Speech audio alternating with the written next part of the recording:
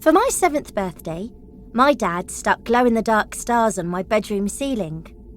Dad told me my stars were in the shape of the Andromeda constellation, and that was super cool because I was named after those stars.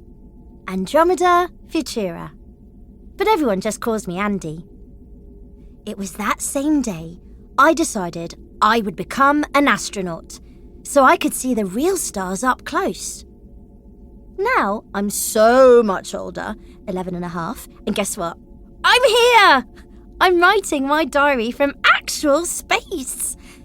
I mean, technically I'm not an astronaut yet, but both my parents are, and my big brother, Perry, which is short for perigee, the point in the moon's orbit around Earth when it's nearest Earth, my parents love a theme, has just finished his astronaut training.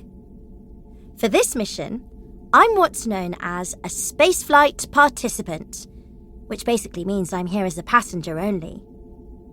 I mean, I've done some training back on Earth, like 1. Preparing for weightlessness in a special plane called a zero-G aircraft, aka the Vomit Comet, because things can get a bit queasy up there. 2. What to do in a whole bunch of emergencies that probably won't happen, but just in case. 3. Sessions in a simulator so I could feel what launch and re-entry would feel like. More on that later. Oh, and also how to do basic stuff like use space toilets, because even spaceflight participants need to be able to do that. It sounds a lot, but my months of training were nothing like the hard work actual astronauts have put in, as they've often trained for years before going on a mission. But here's the really cool bit. Miss Asimov, my tutor at Mission Control Center back on Earth, has promised that if I do 8 assignments and find a mission to complete while I'm on the International Space Station, she'll let me start astronaut training properly when we get back home. I'd be the youngest astronaut in training ever! Anyway, hello, dearest diary. And you already know just how dear you are, as I chose to pack you in my personal preference kit, PPK, before we left for the ISS. That's what we call the small box everyone in the crew is given to stash the special things they want to bring to space. It's no bigger than the lunchbox I used to take to school, but I've managed to cram in some great stuff. I've got extra socks, because we aren't walking around on the ground like we are on Earth. We don't need to wear shoes on the ISS. Instead, we wear socks to keep our feet warm. My favourite book, The Hitchhiker's Guide to the Galaxy. I've read it 42 times.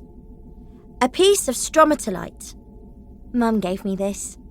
Cool fact, 3.7 billion years ago, when Earth was just a baby planet, these rock-like mounds were being made all over the place by the earliest bacterial life forms. Now, I can look at Earth while holding a really old piece of it. My favourite t-shirt. It's signed by my best friends. They're super excited that their names have made it into space. Kelsey, Dorian, Ava, Audrey. Things I wasn't allowed to bring. Cookies. If any crumbs floated off and got into the electrics, that would be bad. Although in 1965, an astronaut managed to smuggle a corned beef sandwich on board the Gemini 3 spacecraft. Nail polish. Flammable. Also bad. Smartphone. What? Perry refuses to tell me what's in his PPK, but I know Dad packed our family camera in his. Douglas, our dog, has his favourite toy, and Mum brought a photo of Nan on her allotment, as well as a stash of the boiled sweets she always gets from the shop at the end of our street.